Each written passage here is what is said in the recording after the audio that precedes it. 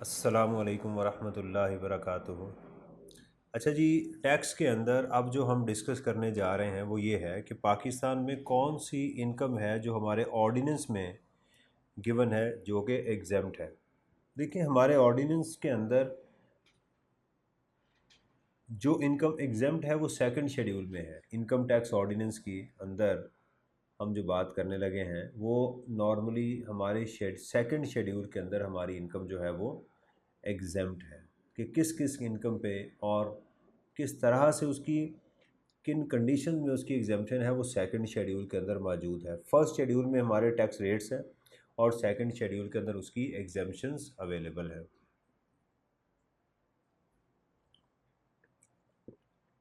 अब जो हम सेक्शन पढ़ने जा रहे हैं इसमें पहला सेक्शन है 41 का, agricultural income. Agriculture income Pakistan में एग्जेम्प्ट है। एग्रीकल्चरल लैंड नहीं बल्कि इनकम एग्जेम्प्ट है। ये मेरे एक और लेक्चर में आपको ये मिल जाएगा कि एग्रीकल्चरल इनकम कहते किसको है। ये जो सेकंड चीज़ आपको नज़र आ रही है सेक्शन 42 के अंदर, diplomatic and United Nations exemption जो हैं ये अनकॉमन है, कॉमन नहीं है, ये ख़ास लोगों को मिलती हैं। इसमें अगर आप देखें तो हमें मिलता है कि income of individual is exempt if he is entitled to privileges under diplomatic and consular privileges act, United Nations act जो है। यानी ये लोग अगर इनको यहाँ पर मराआत है, सहूलतें हैं, तो यहाँ पर भी उनकी इनकम भी पाकिस्तान में एग्जेम्प्ट होगी। Right. Any pension received by citizen of Pakistan from United Nation और एनी और its specialised agency is also exempt, ये भी एग्जेम्प्ट है। बड़ा मैंने कहा कि अनकॉमन सी है कि ये ख़ास लोगों के लिए एग्जेम्पशन लॉ ने इसमें प्रोवाइड की हैं। दूसरी आपके पास जो एग्जेम्पशन मौजूद है सेक्शन 43 की, ये समझ लें कि रेसिप्रोकल एग्जेम्पशंस हैं पाकिस्तान के अंदर। ये एग्जेम्पशन क्या है कि अगर कोई पाकिस्तान के साहब बाहर के मुल्क में जॉब करते हैं, पाकिस्तान के ऑफिशियल गवर्नमेंट की किसी असाइनमेंट पे मौजूद हैं, राइट, और उसी तरह की सर्विसेज उस गवर्नमेंट के ऑफिशियल पाकिस्तान में भी प्रोवाइड कर रहे हैं, तो अगर वो हमारे एम्प्लॉय की इनकम को एग्जेम्प्ट करेंगे तो हम उनके एम्प्लॉय की इनकम को भी एग्जेम्प्ट कर देंगे। ये कंडीशनल है सेक्शन 43 के अंडर कि गवर्नमेंट ऑफिशियल अगर हमारे उधर जॉब कर रहे हैं, काम कर रहे हैं, गवर्नमेंट के ऑफिशियल हैं, वही सर्विसेज उनके लोग भी इधर कर रहे हैं, तो उनकी इनकम पे हम टैक्स नहीं लगाएंगे, वो हमारी इनकम पे उधर टैक्स नहीं लगाएंगे। यानी कंडीशन ये है कि अगर वो नहीं टैक्स लगाएंगे तो फिर हम भी इधर टैक्स नहीं लगाएंगे। Exemption under international agreement section 44 है कि अगर आप जो हैं वो इंटरनेशनल एग्रीमेंट्स के अंदर कोई गुड्स सप्लाई हो रही हैं और आप उसमें उसकी सप्लाई दे रहे हैं, तो वो आपकी इनकम भी पाकिस्तान में एग्जेम्प्ट होगी। इसको मैं आपके सामने रीड करता हूँ। Certain incomes are exempt under tax treaties that is an agreement to avoidance of double taxation. Double tax को अवॉइड करने के लिए कुछ जो इनकम है पाकिस्तान में टैक्स की जाती हैं। अच्छा जी, income of a foreign national is exempt to the extent provided in agreement between Pakistan and a foreign country और अब फॉरेन कंट्री और a public international organisation subject to certain conditions. वो कंडीशंस नॉर्मली क्या हैं कि वो जो पेमेंट उनको हो रही होगी वो उस एग्रीमेंट के अंदर हो रही होगी। मैं मिसाल के तौर पर आपको एक एग्जांपल देता हूँ। हम इसकी एक एग्जांपल ये लेते हैं कि पाकिस्तान और अमेरिका का एक कॉन्ट्रैक्ट हो गया कि आपके लोग हमें अफ़गानिस्तान में, ईरान में कुछ लॉजिस्टिक्स प्रोवाइड करेंगे, कुछ गुड्स प्रोवाइड करेंगे, और दूसरा उस कॉन्ट्रैक्ट में ये बात लिखी है कि जनाब वो जो लोग हमें गुड्स या सर्विसेज प्रोवाइड करेंगे आप उन पर टैक्स चार्ज नहीं करेंगे। राइट। तो वो जो फॉरेन नेशनल जो हैं वो उस कॉन्ट्रैक्ट के अगेंस्ट जब वो सर्विसेज प्रोवाइड करेंगे, राइट, अमेरिका को, पाकिस्तान में, अफ़गानिस्तान में या ईरान में, जो भी उस कॉन्ट्रैक्ट के अंडर जो है ना वो लिखा हुआ है, तो वो उसको टैक्स नहीं लगेगा। यानी ये समझ लें कि दो कंट्रीज़ के दरमियान एक एग्रीमेंट है और उसके अंदर रहते हुए फॉरेन नेशनल अगर कोई गुड्स या सर्विसेज प्रोवाइड करेंगे तो उस एग्रीमेंट के तहत उनकी इनकम पे भी टैक्स नहीं लगेगा। अच्छा, इसमें एक देखिएगा कि एक नई इन्होंने सेक्शन को इम्पोज किया है, exemption under foreign investment promotion and protection act 2022 जो है, ये नई चीज़ आपको नज़र आ रही है कि इन्वेस्टमेंट को पाकिस्तान में अट्रैक्ट करने के लिए इन्होंने ये चीज़ें इसमें ऐड की हैं। Taxes on income including capital gains, advance income tax, minimum and final taxes under the income tax ordinance shall be exempt in respect of qualified investment such as Recodic project in Balochistan under the Act 2022। यानी आप उन जो investments आप करेंगे हमारे पाकिस्तान में different projects के अंदर which are registered under the foreign investment promotion and protection act, ये सिर्फ इसलिए है ताकि लोग बाहर से पाकिस्तान में इन्वेस्टमेंट करें, तो उनके capital gain, advance tax, minimum और फाइनल टैक्स जो है उसके ऊपर कोई टैक्स नहीं लगेगा। यानी वो लोग जो पाकिस्तान में इन्वेस्टमेंट करेंगे, जैसे रिकोडेक की एक एग्जांपल यहाँ पर दी है बलूचिस्तान के अंदर, उसके ऊपर उनको ना तो एडवांस टैक्स लिया जाएगा, ना उनके ऊपर मिनिमम टैक्स होगा, ना फाइनल टैक्स होगा, ना कैपिटल गेन टैक्स उनसे लिया जाएगा। ये इसमें बताया जा रहा है।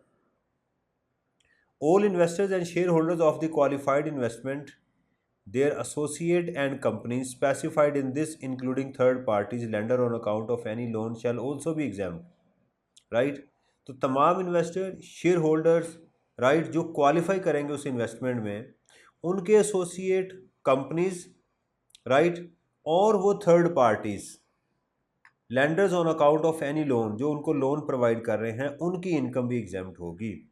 यानी इस सारे को प्रोटेक्ट किया जा रहा है ताकि इन्वेस्टमेंट पाकिस्तान में ज़्यादा से ज़्यादा वो आ सके। ये नया सेक्शन है जो इसमें इंक्लूड किया गया है। तो वो लोग जो इसमें इन्वेस्टमेंट करेंगे, उनके एसोसिएटेड कंसर्न, उनके लेंडर्स, तमाम की इनकम उस एम्बिट में अगर फॉल कर रही है तो वो एग्जेम्प्ट हो जाएगी। सेक्शन 45, प्रेसिडेंट अगर किसी को कोई ऑनर दे, कोई मॉनेटरी अवार्ड दे, कोई मेडल दे, तो उस पर भी पाकिस्तान में टैक्स नहीं है। आपको याद होगा कि हमारे एक प्रेसिडेंट ने एक जो क्रिकेटर प्लेयर था उसको एक प्लॉट दिया था, गालिबन कोई चेक भी दिया था 10 लाख का, 20 लाख का। तो लिहाजा प्रेसिडेंट अगर किसी को कोई अवार्ड करे, राइट, गोल्ड की शक्ल में, मेडल की शक्ल में, कैश की शक्ल में, उस पर भी पाकिस्तान में टैक्स नहीं है। सेक्शन 47, स्कॉलरशिप पे भी जी पाकिस्तान में टैक्स नहीं है, राइट, लेकिन ये एजुकेशन की जो स्कॉलरशिप्स होती हैं उस पे पाकिस्तान में टैक्स नहीं है, जैसे HEC प्रोवाइड करता है। लेकिन अगर एक एम्प्लॉई को एक एम्प्लॉयर दे रहा है तो वो इस एम्बिट में फॉल नहीं करेगा। मिसाल के तौर के ऊपर HBL है, वो स्कॉलरशिप्स देता है, राइट, एजुकेशन स्कॉलरशिप्स वो लोगों को देता है। लेकिन अगर HBL अपने एम्प्लॉयज़ को देना शुरू कर देगा स्कॉलरशिप्स उनके बच्चों के लिए, तो वो उसकी सैलरी का हिस्सा बनेंगे, वो इस एम्बिट में फॉल नहीं करेंगे। नेक्स्ट है जी, support payment under an agreement to live apart, अलहदगी की सूरत में। देखें, इस बात को ज़रा समझिएगा, दोनों पार्टीज़ को अलग अलग समझना है हमने। एक है तलाक देने वाला और एक है तलाक लेने वाला। इन दोनों की डाइवोर्स के अंदर अगर तलाक देने वाले ने उसको कोई एसेट भी ट्रांसफ़र किए हैं, जो भी आपका एग्रीमेंट हुआ है, एक फॉर एग्ज़ाम्पल एक खामद है, उसने अपनी बीवी को तलाक दी और उसको एक घर उसके नाम ट्रांसफ़र कर दिया उसको, तो पहली बात यह है कि बीवी के लिए जो है ये क्या होगी, ये सेक्शन 48 है, ये कहता है कि बीवी के लिए ये इनकम एग्जेम्प्ट होगी। अगर अलहदगी की सूरत में हक महर समझ लें, या वो भी शायद इस एम्बिट में फॉल करता है, कोई स्कॉलर हमें बता सकता है, तो वो बीवी जिसको वो घर मिला है उसके लिए एग्जेम्प्ट है, और ये खामद जिसकी डिस्पोजल हो रही है उसके लिए भी अगेन एग्जेम्प्ट है। दोनों के लिए डिफरेंट सेक्शन है लेकिन दोनों के लिए एग्जेम्प्ट है, ट्रांसफ़रर के लिए और ट्रांसफरी के लिए, दोनों के लिए एग्जेम्प्ट है। हाँ, वो जो बीवी है, जो वो वाइफ है, वो आगे ट्रांसफ़र करेगी तो फिर उस पर टैक्स लगेगा, राइट। ये यहाँ पर एक चीज़ मौजूद थी। एग्जेम्पशन हमारी ख़त्म हो गई। आगे आता है जी रिक्यूब्ड एक्सपेंडिचर्स। इसकी क्या चीज़ है ये ऐसे है कि जैसे फॉर एग्ज़ाम्पल कि मैंने बिज़नेस के लिए किसी को कहा कि यार मेरे ऑफिस में आके रिपेयर कर दो। वो साहब आए, उन्होंने रिपेयर की। मैंने उनको तो कहा कि भाई ये रिपेयर जो है ये इसकी वारंटी आप दें मुझे। उसने कहा जी 1 साल तक जो है वो इसकी, अगर ये पेंट ख़राब हो गया तो आपको मैं 50% इसका रिफ़ंड कर दूंगा। मैंने कहा जी फ़ाइन। तो 5 लाख रुपया उसकी हमने उसको पेमेंट कर दी। 1 साल से पहले पेंट ख़राब हो गया, उसने हमें नेक्स्ट ईयर में जाके 50,000 उसने या उसका 50% 2.5 लाख रुपये वापस कर दिया। तो लॉ ये कहता है कि ये रिक्यूब्ड एक्सपेंडिचर है, वापस हो गए तुम्हें पैसे। तो इस साल आपने 5 लाख रुपए का एक्सपेंस किया था, अब इससे नेक्स्ट ईयर में जाके वो अपनी इनकम में इसको ऐड कर लेगा, राइट। ये उसका सेक्शन 70 है। छोटे छोटे सेक्शन हैं जिसके ऊपर हम बात कर रहे हैं। नेक्स्ट है जी सेक्शन 72। अगर आपका कुछ सोर्स ऑफ इनकम ख़त्म हो गया, उसके लिए क्या होगा? क्या उसके बाद जो इनकम जनरेट होगी वो टैक्स होगी? द आंसर इज़ यस, वो इनकम टैक्स होगी। अब इसकी हम एग्जांपल लेते हैं। एक कारोबार है, उसकी एक वेबसाइट है, वो लिक्विडेशन में चला गया, वो बंद हो गया, लेकिन उसकी वेबसाइट चल रही है। आफ्टर 5 ईयर्स कोई साहब आते हैं और वो कहते हैं कि भी आप हमें ये वेबसाइट की ओनरशिप दे दें, आपका बिज़नेस तो जो है वो क्लोज़ हो चुका हुआ है। वो कहते हैं इट्स फाइन, आप हमें इसका जो है ना कुछ पेमेंट कर दें। लॉ कहता है कि although you have close your business right in the previous year, no currently you have generated some income out of that business. तो आज ऐसे ही हम इसको कंसिडर करेंगे कि जैसे ही आपका बिजनेस अभी भी चल रहा है, तो आज आपकी इस साल की आपकी बिजनेस इनकम में उसको डाल दिया जाएगा। सिमिलरली जैसे सैलरी की एग्जांपल ले लें कि अगर एक साहब हैं, वो जॉब करते थे, जॉब एंड हो गई उनकी, और आज उनको वहाँ से पेंशन मिलती है, ग्रेचुटी मिलती है। देखिए वो एग्जेम्प्ट है या टैक्सेबल है, वो एक अलग चीज़ है, लेकिन उसकी इनकम गिनी जाएगी। You can't say that the source right is not available, the source is vanished. वो गायब हो चुका है, मेरा सोर्स है ही नहीं, तो इसलिए मेरी इनकम भी नहीं है। नहीं, लॉ ने इसको क्लियर कर दिया कि सोर्स का मौजूद होना लाजमी नहीं है। सोर्स ख़त्म हो चुका, फिर भी आपको उसके ऊपर टैक्स देना है। एसोसिएट की डेफिनेशन इनकम टैक्स और सेल्स टैक्स में तकरीबन सेम है।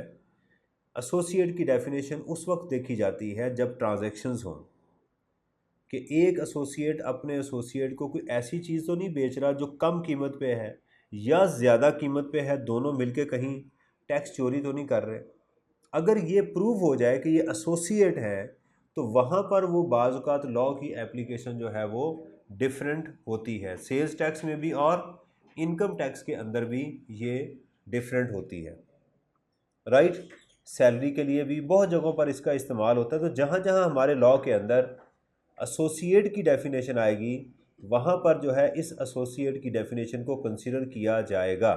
This is not association of person, ये पार्टनरशिप की डेफिनेशन नहीं है, ये एसोसिएट की है।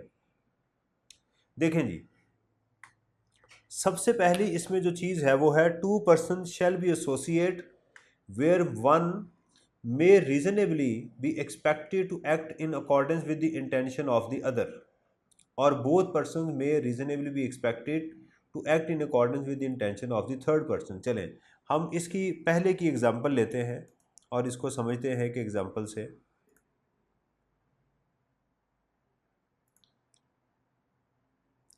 देखें, एक है रहमान और एक है इमरान और एक है इनके वालिद, ठीक है, अनैत, ये है।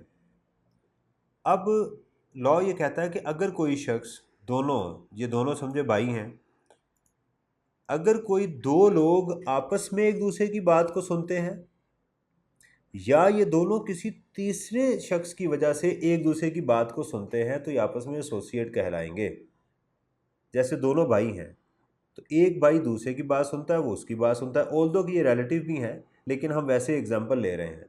आप ऐसे भी अज्यूम कर लें कि रहमान और इमरान जो हैं ये आपस में भाई नहीं हैं, ये फ्रेंड हैं, तो ये आपस में बात को सुनते हैं, या ये आपस में नहीं तो किसी थर्ड पर्सन की वजह से ये उसकी बात को सुनते हैं। तो लॉ कहता है ये दोनों आपस में एसोसिएट कहलाएंगे। बेशक आपस में या किसी तीसरे शख्स की वजह से ये बात को सुनते हैं तो हम इनको एसोसिएट गिनेंगे। One person sufficiently influence either alone और together with associate the other person. ऐसा शख्स जो खुद किसी के ऊपर इन्फ्लुएंस करे या किसी थर्ड पर्सन से मिल के उसके ऊपर इन्फ्लुएंस करे, वो भी आपस में एसोसिएट कहलाएंगे।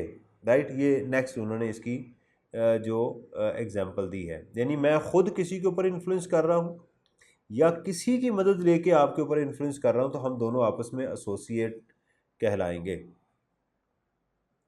One person enters into a transaction directly or indirectly with the other who is resident of zero tax area.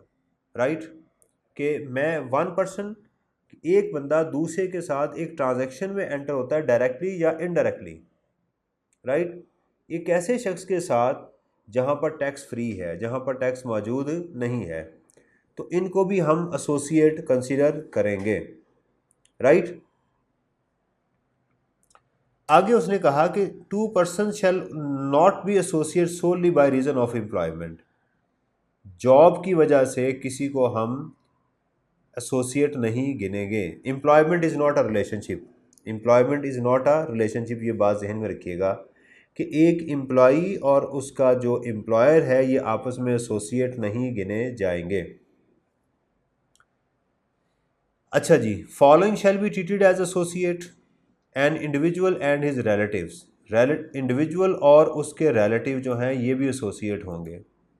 Right, अब देखिएगा नीचे रिलेटिव की डेफिनेशन गिवन है।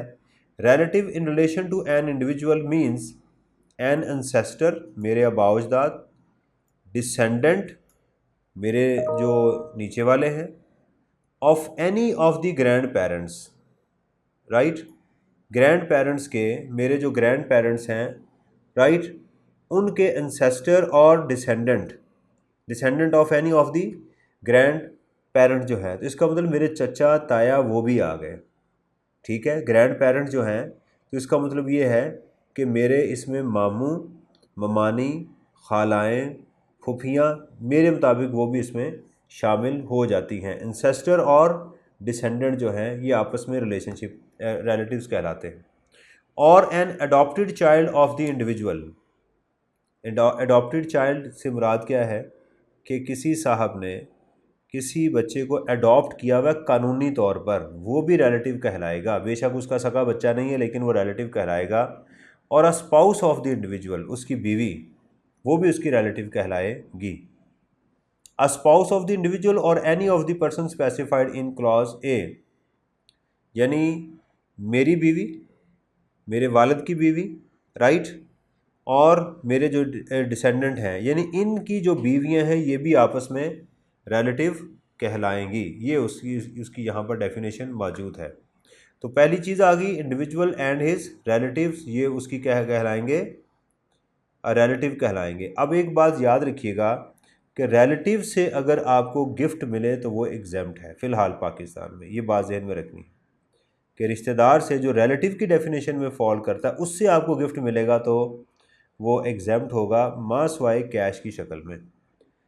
मेंबर्स ऑफ एओपी, एक एओपी के जो मेंबर्स हैं वो आपस में क्या होंगे, वो भी एसोसिएट कहलाएंगे। अब सवाल यहाँ पर ये पैदा होता है कि क्या फर्म जो एक कंपनी है उसके शेयर होल्डर भी, तो answer is no. A member and his AOP, क्या मेंबर और एओपी भी, अच्छा इसकी एग्जांपल के लिए मैं आपको यहाँ पर समझाने की कोशिश करता हूँ। एक फर्म है, उसके पार्टनर हैं ए बी सी, उसका नाम है नूर एंटरप्राइजेस, ये एक फर्म है। तो हम कहेंगे कि मिस्टर ए, मिस्टर बी और मिस्टर सी आपस में एसोसिएट हैं एज़ पर सेक्शन 85। अब सवाल ये है कि क्या मिस्टर ए और नूर एंटरप्राइजेस क्या ये भी आपस में एसोसिएट हैं?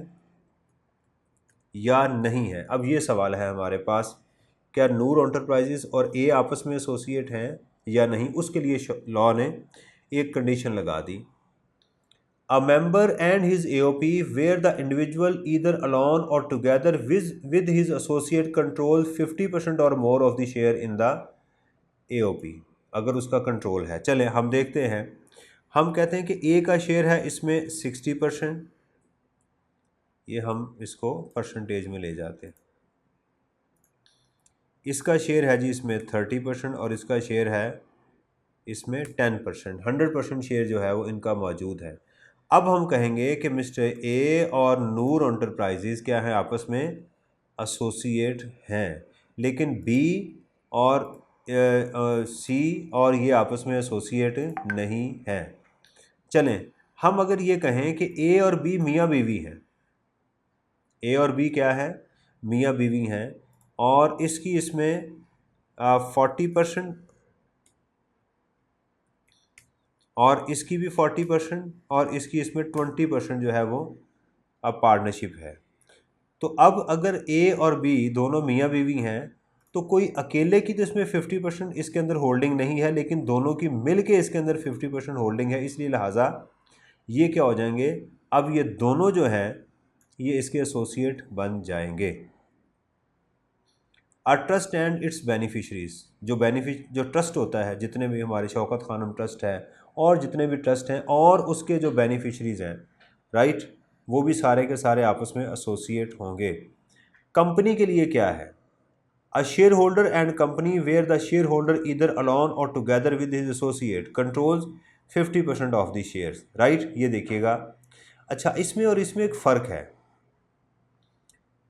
AOP के मेंबर आपस में एसोसिएट होते हैं लेकिन शेयर होल्डर आपस में एसोसिएट नहीं होते, ये बात याद रखिएगा। शेयर होल्डर इस सेक्शन में हमारे पास एसोसिएट नहीं है। हाँ, अगर किसी शेयर होल्डर और कंपनी आपस में एसोसिएट हो सकते हैं, right. If I hold 51% share in a company then me and my company both are associate. देखें, इंडिविजुअल अलग एक एंटिटी है, एक अलग टैक्स पेयर है, उसकी फर्म एक अलग टैक्स पेयर है और कंपनी एक अलग टैक्स पेयर है, इसलिए लॉ ने अलग अलग उनको डिफाइन किया हुआ है। टू कंपनीज, क्या दो कंपनीज कब आपस में एसोसिएट होंगी, two companies where a person either alone और together with associate controls in both companies. अगर कोई शख्स किसी दो कंपनीज में उसका वो खुद और उसके एसोसिएट मिलके अगर 50% या उससे ज़्यादा शेयर रखते हैं तो वो दोनों कंपनीज आपस में क्या होंगी, एसोसिएट हो जाएंगी। चलें इसको एक एग्जांपल से समझते हैं। मिस्टर ए के ABC लिमिटेड के अंदर उसके जो शेयर होल्डिंग है वो है 60%,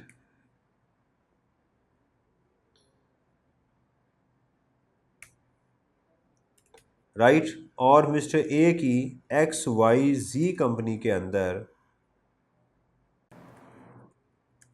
जो शेयर होल्डिंग है वो है 55%।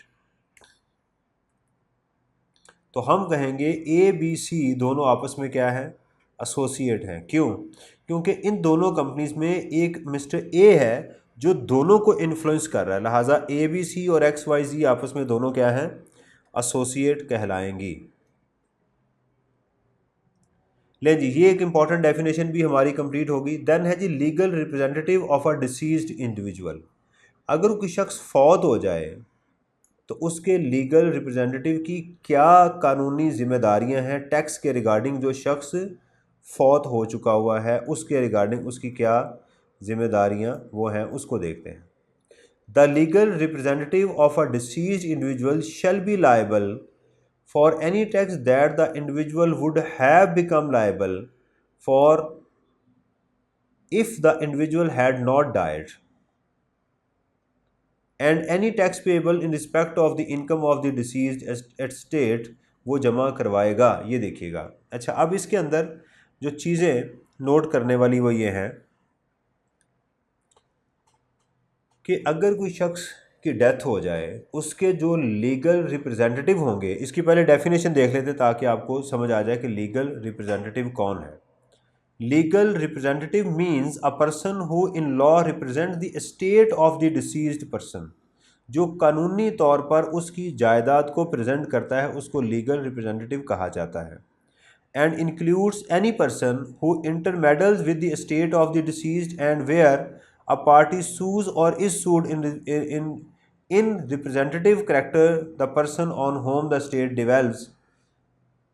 डिवॉल्व्स on the death of the party so suing or sued. सादा अल्फाज में ये है कि अगर कोई शख्स किसी की रिप्रेजेंट कर रहा है कि जी मैं इसका लीगल रिप्रेजेंटेटिव हूँ, या वो किसी प्रॉपर्टी के लिए किसी को सू करता है कि भाई आपका इस पे राइट नहीं है उसके किसी भी लीगल मैटर के लिए, या कोई शख्स किसी प्रॉपर्टी उसकी जायदाद के लिए उसके ऊपर सू करता है, तो ये उसका लीगल रिप्रेजेंटेटिव है। या तो वो डिक्लेयर करे या वो उसकी प्रॉपर्टी के बिहाफ के ऊपर किसी को सू करे, या कोई उस प्रॉपर्टी के बिहाफ के ऊपर इसको सू करे, तो ये सारे उस सर्कमस्टांसिस में लीगल रिप्रेजेंटेटिव कहलाएगा। इसकी ज़िम्मेदारी क्या है? इसकी ज़िम्मेदारी ये है कि वो जो शख्स फौत हो गया है उसका जो पैसा है, उसका जो टैक्स की ज़िम्मेदारी है, ये पूरी करेगा। हाँ, ये नहीं हो सकता कि इसकी जायदाद से पैसा निकलवा लिया जाए। फॉर एग्ज़ाम्पल कि एक साहब हैं, वो मिस्टर ए के लीगल रिप्रेजेंटेटिव हैं और उनकी डेथ हो गई, उनको उनकी जायदाद पूरी मौजूद है वो है 10 करोड़ रुपए की, इनकी अपनी भी जायदाद है 10 करोड़ रुपए की, इनको लीगल टैक्स का नोटिस आ जाता है 15 करोड़ रुपए का। तो ऐसा नहीं होगा कि 10 करोड़ उसका और 10 करोड़ इसका दोनों को मिला के दिया जाएगा। कॉमन सेंस भी यही है कि भाई 10 करोड़ रुपए तक ये उसको दे सकते हैं टैक्स वालों को, जनाब उनसे ये पैसा मिला ये आप ले लें, दैट्स इट, राइट। यानी इनकी जो एस्टेट है उसको उसमें इंडल्ज नहीं किया जाएगा। वो तमाम प्रोसीडिंग जो डिसीज पर्सन के ख़िलाफ़ चल रही थी इनके ख़िलाफ़ भी वो चलती रहेंगी। ये बिल्कुल मिसलेनियस मैं आपको बता रहा हूँ टॉपिक्स जो चल रहे हैं। नंबर है जी change in the constitution of an AOP. अगर कोई एओपी को पार्टनरशिप फर्म है उसके कॉन्स्टिट्यूशन में उसकी पार्टनरशिप में चेंज आ गई, कौन जिम्मेदार है? अब हम एग्जांपल लेते हैं, दोबारा एक मिसाल से इसको समझते हैं। पहले थे partner A B C, 3 partner थे ए बी सी, और ये रहे उस कंपनी के अंदर लेट्स सपोज जनवरी 2025 तक। उसके बाद एक नए पार्टनर बन गए ए, एक्स और सी। बी की जगह पर एक नया पार्टनर आ गया एक्स और बी छोड़ के चला गया। 30 जून तक, 30 जून 2025 पर यही थे, सही है। जिम्मेदारी किसकी है? देखिएगा, पहले जो टैक्सेबल इनकम इनकी थी 6 माह की वो ए बी सी ये आप वो करवाएंगे, ठीक है। इनकी ज़िम्मेदारी 6 मंथ की है, तो 6 मंथ की ये टैक्स देंगे स्टार्टिंग फ्रॉम कहाँ से स्टार्ट करेंगे? जुलाई 2024 टू जैन 2025 तक। 6 नहीं, सॉरी ये 7वां बन जाएंगे। 7 मंथ की जो टैक्स है उसके ज़िम्मेदार ए बी सी हैं, और ए एक्स सी जो है ये नेक्स्ट उनके जो फेब मार्च अप्रैल मई और जून 5 माह की ये उसके ज़िम्मेदार हैं। तो रिटर्न फाइल कौन करेंगे? ये भी जो उस टाइम पे मौजूद होंगे वही रिटर्न फाइल करेंगे। अब सवाल ये है कि अगर बी जो है वो काबू ना आए, बी ने अपनी लाइबिलिटी जो है वो डिस्चार्ज नहीं कर रहा और ए एक्स सी मौजूद हैं, तो फिर यही उसकी लाइबिलिटी भी ये पूरी करेंगे। अगर वो पार्टनर कहीं गायब हो गया तो इनकी जिम्मेदारी है। डिसकॉन्टिन्यूएशन ऑफ बिजनेस और डिसोल्यूशन ऑफ द एओपी, बिल्कुल इसी सीन को आप समझ लें कि कंपनी डिसॉल्व हो गई, राइट। तो जिस टाइम पे डिसॉल्व हुई उस वक्त जो पार्टनर्स मौजूद थे वो करेंगे। इसी एग्जांपल को अगर हम दोबारा समझें,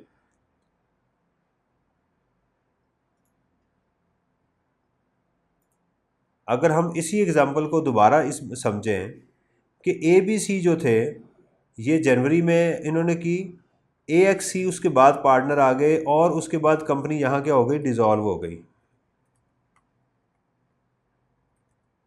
डिसोल्यूशन हो गई। ठीक है जी। तो इस डिसोल्यूशन के टाइम पे जो लोग मौजूद होंगे वो रिस्पॉन्सिबल होंगे कि वो सारी की सारी जो है वो उसको डिस्चार्ज करें। ठीक है जी। Where any business carried on by an AOP has been discontinued or where an AOP is dissolved, all the provision of income tax ordinance shall apply as if no such discontinuance or dissolution had taken place.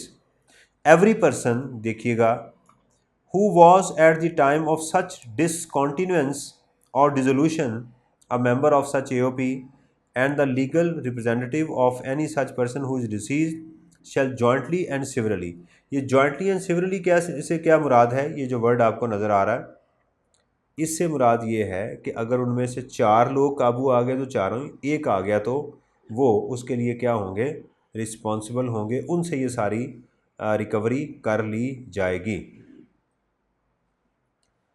आगे है जी कि अगर आपने कोई कारोबार death के अलावा आपने एक्वायर किया, सेक्शन 98C जो है वही क्या कहता है, 2 लोग हैं इसमें, एक है प्रीडिसेसर जिसने कारोबार को बेचा और एक है सक्सेसर जिसने कारोबार को ख़रीदा या एक्वायर किया।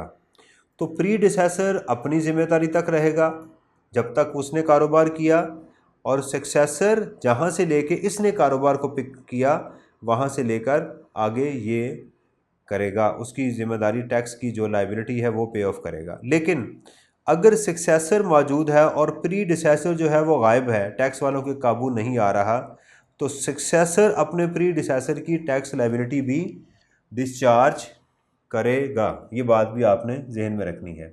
अक्सर लोग हैं ये ग्रॉसरी वगैरह की शॉप बेच देते हैं, बेकरी बेच देते हैं और वो चले जाते हैं, कोई और साहब आ जाते हैं, तो यहाँ उनको ख्याल करना चाहिए कि साहब अगर हम ऐसा काम कर रहे हैं तो हमें उसकी ये ज़िम्मेदारी हमारे सर पर आ जाएगी अगर उसने कोई टैक्स नहीं दिया हुआ। तो सिर्फ लिखवा लेना उससे कि जनाब इन फ्यूचर अगर कोई भी ज़िम्मेदारी हुई तो वो मैं पे करूँगा, आपका उसके साथ कोई लेना देना नहीं है, ये आप सफिशेंट नहीं है, आपको कल को ये ज़िम्मेदारी आपके सर पे पड़ सकती है। अच्छा जी, लास्ट जो इसमें नेक्स्ट चीज़ें जो आ रही हैं वो सेकंड शेड्यूल की कुछ क्वालिटीज़ और कुछ ट्रेड्स हैं जो आपके साथ डिस्कस हम कर रहे हैं। Exemption and tax concession in second schedule. देखें, जो पाकिस्तान में सेकंड शेड्यूल है इसमें एग्जेम्पशंस मौजूद हैं कि कौन कौन सी इनकम पे पाकिस्तान में टैक्स नहीं है। देखें, पाकिस्तान में तमाम चीज़ों पे टैक्स है, तमाम गुड्स और सर्विसेज पे इनकम टैक्स है, मास वाई वो जो सेकंड शेड्यूल में है या ऑर्डिनेंस में कहीं एग्जेम्प्ट है। लॉ ने कोई लिस्ट प्रोवाइड नहीं की कि ये चीज़ें एग्जेम्प्ट हैं, ये बात जहन में रखिएगा, बल्कि लॉ ने कहा कि ये लिस्ट नहीं प्रोवाइड की कि कौन कौन सी टैक्सेबल हैं, रादर उसने ये लिस्ट प्रोवाइड की हुई है कि किन किन गुड्स और सर्विसेज पे टैक्स नहीं है। यहाँ कुछ कन्फ्यूजन्स क्रिएट होती हैं, जैसे एग्रीकल्चरल इनकम है, एक साहब हैं वो प्रोड्यूसर हैं, एग्रीकल्चरल इनकम उन्होंने प्रोड्यूस की, उन्होंने राइस उगाए, राइस बेच दिए, इनकी इनकम एग्जेम्प्ट है। एक दूसरा शख्स जो है वो जो राइस है उसको परचेज करता है और वो कहता है ये भी एग्जेम्प्ट है क्योंकि राइस एग्जेम्प्ट है। देखें, तो गलती वो क्या कर रहा है, राइस एग्जेम्प्ट नहीं है, एग्रीकल्चरल प्रोसेस करने वाले की इनकम एग्जेम्प्ट थी, तो जिसने आगे उसको बाय किया वहाँ तक ही एक्सटेंड नहीं होगी। तो इस तरह की चीज़ें सेकंड शेड्यूल की जो ट्रेड्स हैं वो लॉ ने यहाँ पर डिस्कस की हुई हैं। ये देखिएगा, the income of a person specified in the second schedule shall be, ये सेक्शन 53 है, exempt from tax subject to the condition, जो कंडीशन होगी उसकी इनकम एग्जेम्प्ट होगी। नंबर 2, अगर किसी जगह पर लो रेट ऑफ टैक्स है तो कंडीशन के साथ वहाँ लो रेट लग जाएगा और टैक्स क्रेडिट उसमें आपको मिलेंगे। तो ये सेकंड शेड्यूल, यानी अगर आपसे पूछा जाए भी सेकंड शेड्यूल में क्या है तो आप कहेंगे उसमें एग्जेम्पशन मौजूद हैं, लोअर रेट ऑफ टैक्स की वहाँ पर चीज़ें मौजूद हैं, टैक्स रिडक्शंस मौजूद हैं वहाँ पर, राइट, और ऑपरेशन कोई हो उससे भी एग्जेम्पशन मौजूद है। मिसाल के तौर पे मिनिमम टैक्स है, तो कहा जा सकता है कि इन कंपनी के ऊपर ये वाला ऑपरेशन जो है वो अप्लाई नहीं होगा, ये प्रोविजन इन के ऊपर अप्लाई नहीं होंगी। तो 4 तरह की चीज़ें सेक्शन 53 ने बताई हैं कि होंगी। वो इनकम जो एग्जाम्प्ट होगी वो सेकंड शेड्यूल में मिलेगी। वो इनकम जिनके ऊपर नॉर्मल से कम रेट है टैक्स, वो भी सेकंड शेड्यूल में मिलेंगी। हमें जो टैक्स रिडक्शंस हैं, रिबेट्स हैं, राइट, वो भी सेकंड शेड्यूल में। और अगर लॉ ने किसी ख़ास पर्सन को या किसी ख़ास आइटम को लॉ की किसी प्रोविजन से निकालना है तो वो भी कहाँ मिलेगी? सेकंड शेड्यूल में मिलेगी, राइट। द फेडरल गवर्नमेंट और FBR with the approval of the federal ministers in charge may add, omit or change any clause of second schedule, right, wherever circumstances exist। उनको ये ताकत दी है कि वो इन वजहों से क्या कर सकते हैं, उनकी चीज़ों को चेंज कर सकते हैं। डिज़ास्टर्स आ गए, कोई उन्होंने जनाब दूसरे मुल्कों के साथ एग्रीमेंट्स करने हैं, राइट, को प्रोटेक्शन करनी है, कोई डंपिंग से अपने आप को बचाना है, बहुत सारी चीज़ों की वजह से वो आप ये प्रोविजन को चेंज कर सकते हैं। तमाम अमेंडमेंट जो है वो नेशनल असम्बली में पेश की जाएंगी ताकि नेशनल असम्बली जो है वो उसकी क्या दे, अप्रूवल वो दे। अच्छा, एग्जाम्पशन एंड टैक्स प्रोविजंस जो है वो no provision in other laws providing, किसी और कानून के अंदर हमारे कानून की इनकम टैक्स की जो है वो कोई भी रिडक्शन नहीं डाली जाएगी। वो जो चारों चीज़ें ऊपर हमने पढ़ी हैं सेक्शन 53 में, ये हमारे ऑर्डिनेंस में लिखी जाएंगी तो एग्जाम्प्ट होंगी। अगर कोई और कानून कस्टम का, सेल्स टैक्स का, कोई प्रोविंशियल लॉ जो है वो कह दे कि इनकम टैक्स जो है वो फ़लाँ चीज़ पे कम लगेगा, तो लॉ फिर सेक्शन 54 कहता नहीं, ऐसा नहीं है। यानी अगर आप इनकम टैक्स में कहीं रिडक्शन लेना चाहते हैं, एग्जेम्पशन लेना चाहते हैं, किसी जगह पर लो रेट अप्लाई करना चाहते हैं, किसी ऑपरेशन से इसको निकालना चाहते हैं कि इन जगहों पर जो है ना वो इन इनकम्स के ऊपर ये नहीं लगेगा, तो आपको इनकम टैक्स के अंदर अमेंडमेंट करनी पड़ेगी। कोई और कानून आके आपके घर में आके जो है वो ये वाला काम नहीं कर सकता।